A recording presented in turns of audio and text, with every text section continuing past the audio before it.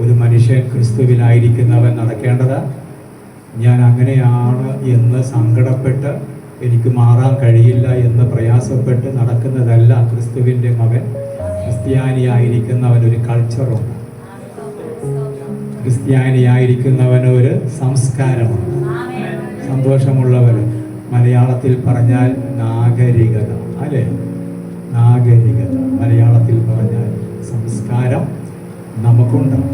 സംസ്കാരത്തിൻ്റെ ഒന്നാമത്തെ സന്തോഷം സമാധാനമുണ്ട്. ക്രിസ്തീയ സംസ്കാരത്തിൻ്റെ ഒന്നാം പടി സമാധാനം. നമ്മുടെ കർത്താവായ യേശു ക്രിസ്തു ഭൂമിയിൽ നമ്മുടെ മധ്യേ വന്ന് നിന്ന് പറഞ്ഞ വാക്കാണ് നിങ്ങൾക്ക് സമാധാനം.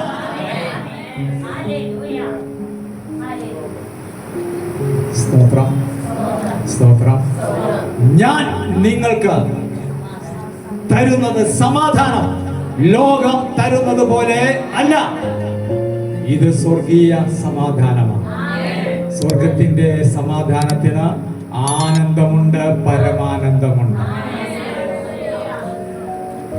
സ്വർഗീയ സന്തോഷത്തിന് ആനന്ദമുണ്ട്, പരമാനന്ദമുണ്ട്. അതാണ് പന്നിക്കൂട്ടിൽ കിടന്ന് വിഷമിച്ച് കരഞ്ഞ് നിലവിളിച്ച് മടങ്ങി വന്ന ആ മകൻ അപ്പന്റെ വീട്ടിലോട്ട് കയറിയപ്പോൾ തന്നെ ആനന്ദം തുടങ്ങി. അപ്പൊ കുറച്ച് കഴിഞ്ഞപ്പം തന്നെ സെറ്റ് ഓൺ ചെയ്ത പാട്ടൊക്കെ തുടങ്ങി. പാട്ടായി, പിന്നെ താളം, പിന്നെ മേളം, പിന്നെ നൃത്തമായി മാറി. എന്ത് നല്ല ആഘോഷത്തിന്റെ മൂർധന്യ അവസ്ഥയാ നൃത്തം.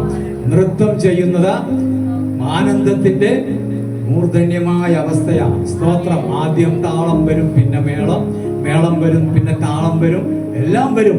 പക്ഷേ നൃത്തം വരുന്നത് മൂർധന്യാവസ്ഥയാണ്. നിങ്ങളുടെ കർത്താവിനെ, നിങ്ങളുടെ മഹത്വമുള്ളവനെ ആരാധിക്കുമ്പോൾ എന്നെങ്കിലും കർത്താവേ, എൻ്റെ അകത്ത് ആ സന്തോഷത്തിൽ ഒന്ന് കാലൊന്നെടുത്ത് നിനക്കായി ഒന്ന് നൃത്തം ചെയ്യുവാൻ എനിക്ക് ഭാഗ്യം ലഭിക്കണമേ. നിന്റെ സമാധാനത്തിൻ്റെ മഹത്വത്തിൽ ആത്മാവിൽ എനിക്കൊന്ന് സന്തോഷിച്ച് ഒന്ന് നൃത്തം ചെയ്യുവാൻ എനിക്ക് ഭാഗ്യം ലഭിക്കണമേ എന്നിതിനകത്തൊന്ന് പ്രാർത്ഥിക്കാവോ? ദുർമനസാക്ഷി മാറിയാൽ പിന്നെ എന്ത് വരും? സന്തോഷത്തിൻ്റെ, നീതിയുടെ ചിന്തകൾ വരും. എന്താ നീതി? ദൈവം എന്നെ സ്നേഹിച്ചു, ദൈവം നല്ലവൻ, ദൈവം എന്നെ നീതീകരിച്ചവൻ, എന്നെ സ്നേഹിച്ചവൻ. ഞാൻ ഒന്നും ചെയ്യാതെ, ഒരു നന്മയും ചെയ്യാതെ, നന്മ നിറഞ്ഞവൻ, നന്മ നിറഞ്ഞവൻ, വാ കൊണ്ട് പറ, നന്മ നിറഞ്ഞവൻ എന്നെയും നിറച്ചു. നന്മ നിറഞ്ഞവൻ എന്നെയും നിറച്ചു. എന്നെ നിറച്ചവൻ എന്റെ കുടുംബത്തെ നിറച്ചു. എന്നെ നിറച്ചവൻ എന്റെ കൂട്ടായ്മയെ നിറച്ചു. എന്റെ കൂട്ടായ്മയെ നിറച്ചവൻ എന്റെ രാജ്യത്തെ, സമൂഹത്തെ നിറച്ചു. നിറയ്ക്കുവാനാണ് നമ്മളെ ആക്കി വെച്ചിരിക്കുന്നത്. ഹല്ലേലൂയ. നമ്മുടെ കുടുംബം, അറ്റ്ലീസ്റ്റ് നമ്മുടെ കുടുംബം നിറയണം. അറ്റ്ലീസ്റ്റ് നമ്മുടെ കുടുംബം ദൈവത്തിന്റെ കൾച്ചർ കൊണ്ട് നിറയണം. ദൈവത്തിന്റെ സമാധാനം എന്ന സംസ്കാരം നമ്മുടെ അനുഗ്രഹമാണ്. ഹല്ലേലൂയ.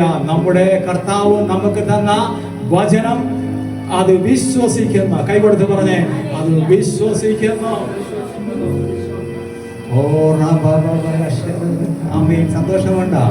സന്തോഷമുണ്ടോ? നിങ്ങളുടെ ഹൃദയങ്ങളെ പരിശോധിക്കുമ്പോൾ ചില സമയത്ത് പന്നിക്കൂട്ടിലേക്ക് ചാടി പോകുന്ന പോലെ തോന്നും, അല്ലേ? പന്നിക്കൂട്ടിലേക്കൊക്കെ ചാടി ഏതൊക്കെയോ മണം പിടിച്ച്, ഏതൊക്കെയോ രസം പിടിച്ച്, ഹല്ലേലൂയ, ഇങ്ങനെ കറങ്ങി തിരിഞ്ഞൊക്കെ വരുമ്പോൾ പെട്ടെന്നാണ് അപ്പൻ്റെ ഭവനത്തിൻ്റെ സ്നേഹം അകത്ത് കയറുന്നത്. അപ്പൻ്റെ ഭവനത്തിൻ്റെ സ്നേഹം കയറുന്നത്. ആ ശേഷം കയറാതിരിക്കാൻ നോക്കിയാൽ സന്തോഷമുണ്ടാകും. ആദ്യം കയറിയാലോ പന്നിക്കൂട് കാണുമ്പം ഒഴിഞ്ഞു പോകും. ശരിയല്ലേ? ഹല്ലേലൂയ. പന്നിക്കൂട് കാണുമ്പോൾ ഒഴിഞ്ഞു പോകും. മാത്രമല്ല, ദേശത്തിലെ വമ്പന്മാരെ കാണുമ്പോൾ ആശ്രയിക്കില്ല. ദേശത്തിലെ വമ്പന്മാരെ കാണുമ്പോൾ ആശ്രയിച്ചപ്പോഴല്ലേ ആള് പന്നിക്കൂട്ടി പോയത്? ആണോ? ദേശത്തിലെ വമ്പന്മാരെ ആശ്രയിച്ചപ്പോഴല്ലേ ആള് പന്നിക്കൂട്ടി പോയത്? അവസാനം കയ്യിൽ ഒന്നുമില്ലാതെ വന്നപ്പോ ദേശത്തിലെ പ്രഭുക്കന്മാരിൽ ആശ്രയിച്ചു. ദേശത്തിലെ പ്രഭുക്കന്മാരെ ആശ്രയിച്ചപ്പോഴല്ലേ വഴി എങ്ങോട്ട് പോയത്? പന്നിക്കൂട്ടിലേക്ക് പോയത്. എന്നാൽ കർത്താവിനെ ശരണമാക്കുന്നവൻ, കർത്താവിനെ ആശ്രയം വെക്കുന്നവൻ ഒരു നാളും ലജ്ജിച്ച് പോകുകയില്ല. കർത്താവിനെ ശരണം വെച്ച അബ്രഹാം നമ്മുടെ മുമ്പിൽ സാക്ഷിയാണ്. ഹല്ലേലൂയ. കർത്താവിൽ ശരണം വെച്ചത് കൊണ്ടല്ലേ അബ്രഹാമിനോട് കർത്താവ് ഡയറക്റ്റ് പറഞ്ഞത്, മോനെ ഞാൻ നിന്റെ പരിചയം പ്രതിഫലവുമാകുന്നു. ഞാൻ നിന്റെ പരിചയം എന്റെ പ്രതിഫലവുമാകുന്നു. സ്തോത്രം. അതിമഹത്തായ പ്രതിഫലമാണ്. സമ്പത്തൊക്കെ കർത്താവ് എനിക്ക് തരുമെന്ന് പറഞ്ഞപ്പോ തന്നെ കർത്താവ് കേട്ടു. കർത്താവിന്റെ മക്കൾ പറയുന്ന വാക്കുകൾക്കെല്ലാം കർത്താവ് സാക്ഷ്യം വഹിക്കുന്നു. ഭൂമിയിൽ നമ്മൾ പറയുന്ന വാക്കുകൾക്ക് കർത്താവ് സാക്ഷ്യം വഹിക്കുന്നുണ്ട്. പരിശുദ്ധാത്മാവ് സാക്ഷ്യം നിൽക്കുമെന്ന് കേട്ടതുപോലെ ഏതൊരു വാക്കിനും പരിശുദ്ധാത്മാവ് നമുക്ക് സാക്ഷ്യം വഹിക്കുന്നു. സന്തോഷത്തോടെ സ്തോത്രം ചെയ്യാൻ പറ്റുമോ? ആരാണ് നമുക്ക് സാക്ഷ്യം വഹിക്കുന്നത്? പരിശുദ്ധാത്മാവ്. അപ്പോഴാണ് ഞാൻ പറയുന്നത് വിശ്വാസത്തിന്റെ വാക്ക് എന്റെ നാവിന്മേൽ ഏറ്റു പറയുന്നതാണ്. എന്റെ യേശുവേ, നീ എന്നെ അനുഗ്രഹിച്ചിരിക്കുന്ന നിന്റെ രക്തം എന്റെ മേൽ എന്റെ ഹൃദയത്തിൽ തളിക്കപ്പെട്ട നാളിൽ നീ എന്നെ വിശുദ്ധീകരിച്ചതാണ്. ഇനി എന്റെ മേൽ അശുദ്ധിക്ക് സ്ഥാനമില്ല. എന്റെ ആത്മാവ് ശുഭമായിരിക്കണം. ആത്മാവ് ശുഭമായാൽ അടുത്തപടി ആത്മാവ് ശുഭമാണെന്ന് ഉറപ്പുള്ളവരെന്ന് സ്തോത്രം ചെയ്തേ. ആത്മാവ് ശുഭമാണോ? നിങ്ങളുടെ ആത്മാവ് ശുഭമാണോ? ഈ ശുഭം എന്ന് പറഞ്ഞ വാക്കിന്റെ അർത്ഥം നിങ്ങളുടെ ആത്മാവ് തികവായി നല്ലതായി സൗഖ്യമായിരിക്കുന്നുവോ? ആണോ? അവനെ കൈക്കൊണ്ട് അവന്റെ നാമത്തിൽ വിശ്വസിക്കുന്ന ഏവർക്കും ദൈവമക്കളാകുവാൻ അവൻ അധികാരം കൊടുത്തു.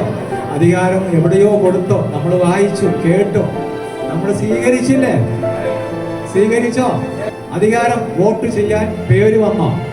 അതിനർത്ഥം ഇന്ത്യൻ പൗരനാണെന്ന് ഗവൺമെന്റ് അംഗീകരിച്ചിരിക്കുന്ന അത്രമേ അതിന് ഗുണമുള്ള. സ്തോത്രം. ശരിയാണോ? എന്നാൽ സ്വർഗീയ ഗവൺമെന്റ് അംഗീകരിച്ചത് യേശുവിനെ കൈക്കൊണ്ടപ്പം ദൈവമക്കളായി സൈൻ ചെയ്ത് വിട്ടു. ഇത് നിസ്സാര കാര്യമല്ല. യേശുവിന്റെ രക്തം കൊണ്ട് നിങ്ങളുടെ പാപങ്ങളെ മോചിച്ച് കിട്ടും, എന്നേക്കും മായ്ച്ചു കളയുമെന്ന് പറഞ്ഞപ്പം കണ്ണുമടച്ച് വിശ്വസിച്ചു. എന്നിട്ടോ അതിനുശേഷം ആർക്കും ഇഷ്ടമില്ലാത്ത കൈകൊട്ടിപ്പാട്ടിന്റെ അടുത്ത് കൈകൊട്ടാൻ അകത്ത് കയറിയിരുന്നില്ലേ? ഹലോ, ഇതൊക്കെ ഒരു ബലമാണ്, വിശ്വാസത്തിന്റെ ബലമാണ്. പുറത്ത് ആൾക്കാർക്ക് നാണക്കേടാ. ശരിയല്ലേ? വലിയ വലിയ കൂട്ടങ്ങളെല്ലാം വിട്ട് കർത്താവ് പറഞ്ഞില്ലേ, ഇടുക്കുവാതിലൂടെ കടപ്പാൻ നിങ്ങൾ പോരാടുവിൻ. സത്യത്തിൽ നമ്മൾ പോരാടിയില്ലെങ്കിലും, അറിഞ്ഞിട്ട് നമ്മൾ പോരാടിയില്ലെങ്കിലും, അറിയാതെ അതൊരു പോരാട്ടമായിരുന്നു. അറിയാതെ നിങ്ങൾ പോരാടിയതാണ്. ഇതിനകത്ത് യേശുവിനെ കൈക്കൊണ്ട് അവന്റെ നാമത്തിൽ വിശ്വസിച്ച ദൈവമക്കളായി അധികാരമെടുത്ത് ഇരിക്കുന്നത് അതൊരു വലിയ പോരാട്ടം.